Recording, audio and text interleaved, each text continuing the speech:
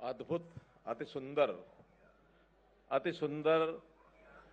36वां ये सूरजकुंड अंतर्राष्ट्रीय हस्तशिल्प मेला और इस मेले की गरिमा बढ़ा रहे हैं आज अपने देश के उपराष्ट्रपति माननीय श्री जगदीप धनखड़ जी। और मैं स्वागत करता हूं आदरणीय श्रीमती डॉक्टर सुदेश धनखड़ जी का भी, जो आज हमारे इस कार्यक्रम में शोभा बढ़ा रही हैं।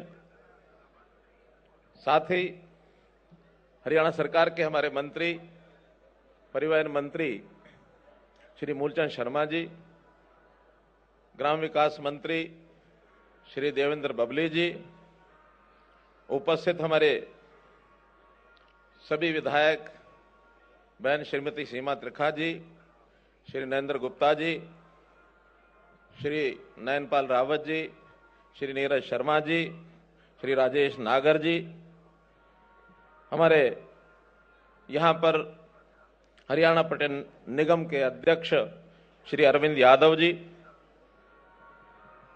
उपस्थित हमारे हरियाणा के चीफ सेक्रेटरी श्री संजीव कौशल जी, सूरजकुंड मेला प्राधिकरण के अध्यक्ष श्री अरविंद सिंह जी,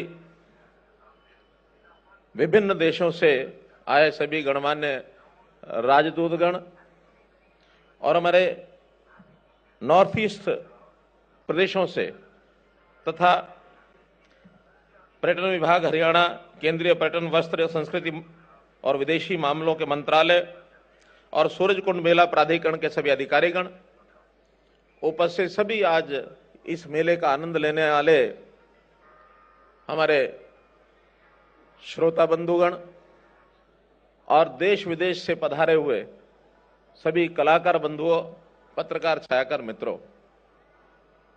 बहुत ही आनंद का विषय है कि ऐसा एक अंतर्राष्ट्रीय मेला जिसकी छाप न केवल अपने देश में है बल्कि दुनिया के देशों में भी इसकी एक प्रकार से अमिट छाप है। हर वर्ष ये मेला होता है, जैसा बताया गया कि 1987 से मेला शुरू हुआ था, बीच में एक वर्ष छोड़ करके लगातार हर वर्ष ये मेला 1 फरवरी से 15 फरवरी तक पहले होता था।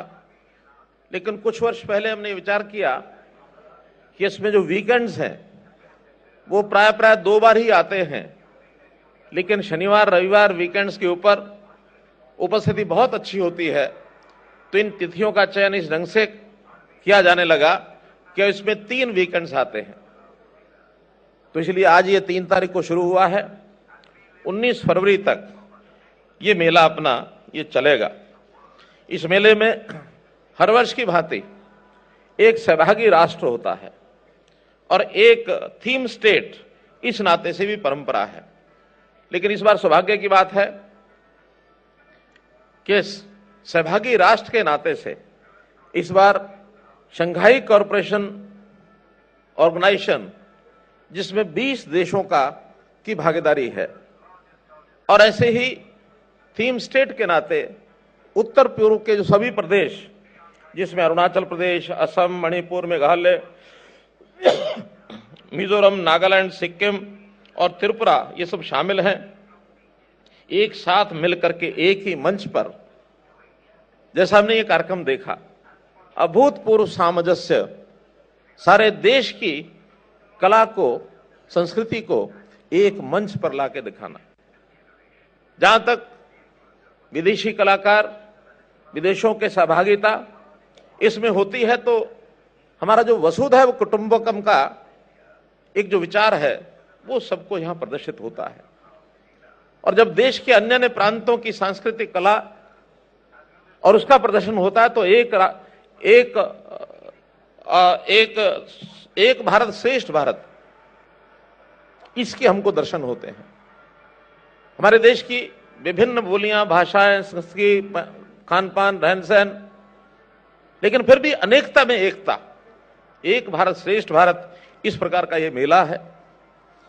और जहां तक कला का विषय है, आज के चाहे यहां का कार्यक्रम हो, चाहे हमारा भ्रमण रहा हो, एक अद्भुत कला का ये केंद्र, ये हमको देखने को मिला है।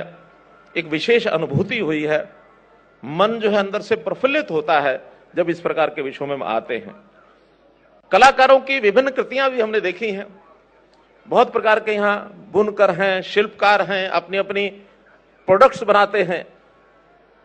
वो बनाते हैं तो केवल हाथों का काम नहीं है, जब वो ऐसी चीजें बनाते हैं तो उनकी बुद्धि, उनका मन, उनके विचार एक सांस्कृतिक पहचान छोड़ते हैं। एक बहुत बड़ा एक मंथन होकर के और इस प्रकार के जो कलाओं का जो संगम होता है उसका दर्शन होता है। देखा जाए तो कलाकार की बहुत बड़ी भूमिका, अगर हम माने कि परमात्मा भी एक कलाकार है, उसने कितनी कला सजाई है इस दुनिया में, हम सब उसी परमात्मा की उत्पत्ति है। भगवान ने हमको बनाया है, हम आगे विभिन्न प्रकार की चीजें बनाते हैं। प्रकृति भी कला है, प्रकृति में कितने प्रकार के वन, औषधि, पौधे, फल, फूल ये सब होते हैं। तो जब उनको एक साथ हम देखते हैं तो कितना सुंदर एक कला का दृश्य हमको दिखाई देता है।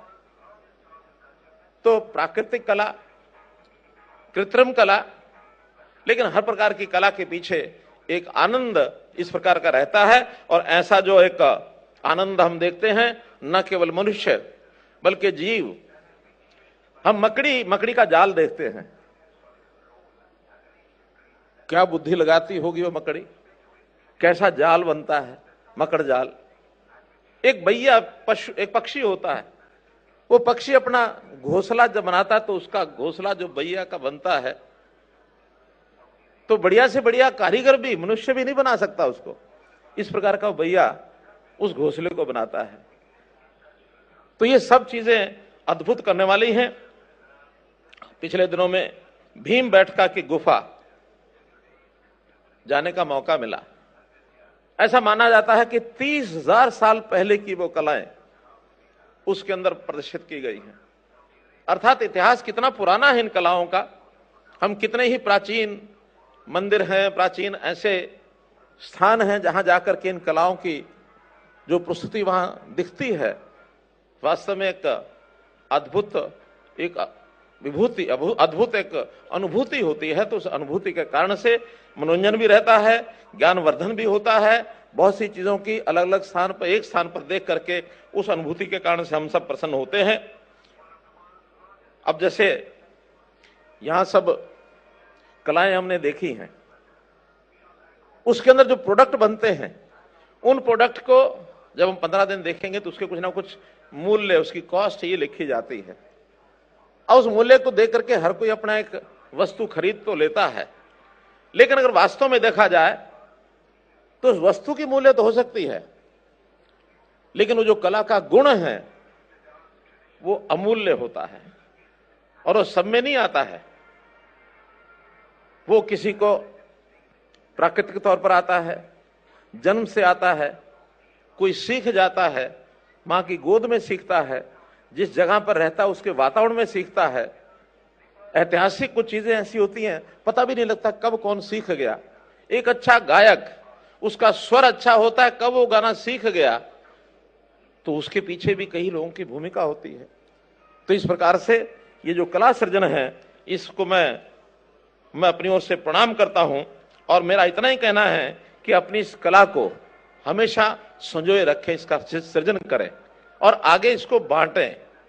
कला बांटने से समाप्त नहीं होगी बल्कि बढ़ती है। जैसे शिक्षा, जितना आगे कोई देगा उसकी शिक्षा का अनुभव बढ़ता है, ऐसी ये कला है। कला का भी आगे अगर हम बांटेंगे तो निश्चित रूप से इसका आनंद मिलेगा। इन कलाओं को प्राचीन काल में तो पसंद किया ही जाता था, लेकिन अच्छी बात यह है कि आज आधुनिक काल में भी इसको बहुत पसंद किया जाता है। तनाव के इस सारे वातावरण में इस प्रकार के बहुत से विषय जब सामने आते हैं तो व्यक्ति अपने तनाव का जो क्षण है वो भूल जाता है। कई बार इसी में से आनंद के नाते से, मनोरंजन के नाते से व्यक्ति जब समय लगाता है तो निश्चित रूप उसके विचारों में निखार भी आता है। तो मेरा तो यही कहना है कि ये जो सूरजकुंड का अंतर्राष्ट्रीय शिल्प मेला है, इस मेले में जो भाव भावना है, इसकी जो महक है, ये पूरे देश और दुनिया तक जाती है। ये एक मेला यहाँ कुछ समय के लिए लगाया जाता है। जैसा बताया गया कि हरियाणा जो है हमारे सांस्कृतिक मूल्यों की बहुत एक गहरी एक प्रकार की यहाँ निशानियां हैं। और एक विषय, जैसा हमारे स्टेट सेक्रेटरी साहब बता रहे थे कि भगवान कृष्ण ने जो गीता का संदेश यहाँ दिया कुरुक्षेत्र में, ये भी एक ऐसा अलौकिक उदाहरण है कि युद्ध का मैदान है और इस युद्ध के मैदान में क्या सिखाया जा रहा है? जीवन जीने का सार सिखाया जा रहा है कि अच्छा जीवन कैसे बनेगा। युद्ध की तैयारी है और जीवन का सार सिखाया जा रहा है और बताया ये जा रहा है कि इस युद्ध के लाभ क्या क्या होंगे। तो जहां शांति आवश्यक है वहां शक्ति भी आवश्यक है। आवश्यकता पड़े तो शांति प्राप्त करने के लिए युद्ध भी आवश्यक है। ये गीता का सार है। तो ऐसा एक अलौकिक संदेश देने वाला स्थान भी वो हमारे हरियाणा में ही है, बल्कि हम हर वर्ष अंतर्राष्ट्रीय स्तर के ऊपर गीता जयंती का कार्यक्रम भी करते हैं और उसमें भी दर्जनों देश अब आने लग गए हैं। गीता का प्रचार प्रसार भी इसी प्रकार से हम देश और दुनिया में आगे बढ़ा रहे हैं। भाइयों बहनों, इस मेले में देश की जो आर्थिक आत्मनिर्भरता है उसको भी हम कई बार देखते हैं कि हमारे जो कारीगर हैं यहाँ जो चीजें अपने बनाकर लाते हैं उसका प्रचार प्रसार भी होता है। बहुत लोग खरीद कर ले जाते हैं और बहुत से कारीगर ऐसे नए नए कारीगर भी यहाँ से देख करके उनको प्रेरणा मिलती है ताकि उनको अपने पैरों पर खड़ा होने के लिए अपने उत्पाद बनाकर उनको बेचने के लिए एक स्थान भी मिलता है। तो एक आर्थिक आत्मनिर्भरता भी हमारी बनती है। मैं तो पर्यटन को बढ़ावा देने के लिए, जैसा एक बात पर्यटन की भी आई, उसको भी इसके साथ जोड़ता हूं कि बहुत से पर्यटक चाहे मेले के बहाने से ही आते होंगे, लेकिन हरियाणा में जितने पर्यटन के स्थल हैं उन पर भी उनको जाने का मौका मिलता है। तो उस नाते से हम पर्यटन को भी आगे बढ़ा रहे हैं। अभी यहाँ पास में ही गुरुग्राम, वहां पर दमदमा झील है, पास में गुरुग्राम में भी कई ऐसे स्थान हैं, फरीदाबाद में भी स्थान है, ये हमारा सूरजकुंड का जो स्थान है ये भी अपने में आप में महत्वपूर्ण है। तो ऐसे बहुत से स्थान, हड़प्पा जोदाड़ो की जो एक प्रकार से जो खुदाई के अवशेष हमारे यहाँ राखीगढ़ी में वो मिलते हैं। तो ऐसे पर्यटन के भी अवसर धीरे धीरे हरियाणा इसमें आगे बढ़ रहा है और हमने इसके लिए एक विशेष पॉलिसी बनाई है, home stay policy. Home stay policy में भी जो लोग विदेश से आते हैं उन सबको उसका एक प्रकार से लाभ मिलता है। कहने का भाव यह है कि पर्यटन देश प्रदेश के सैलानियों के लिए एक हरियाणा भी एक ऐसा स्थान है। मुझे विश्वास है देश और विदेशों से आए हुए कलाकार और पर्यटन यहाँ से एक सुखद अनुभूति लेकर जाएंगे और ये अनुभूति ने बार बार हरियाणा आने के लिए प्रेरित करेगी। इन्हीं शब्दों के साथ मैं एक बार पुनः आप सबका बहुत बहुत धन्यवाद, आभार प्रकट करता हूँ। बहुत बहुत धन्यवाद। जय हिंद। बहुत बहुत आभार माननीय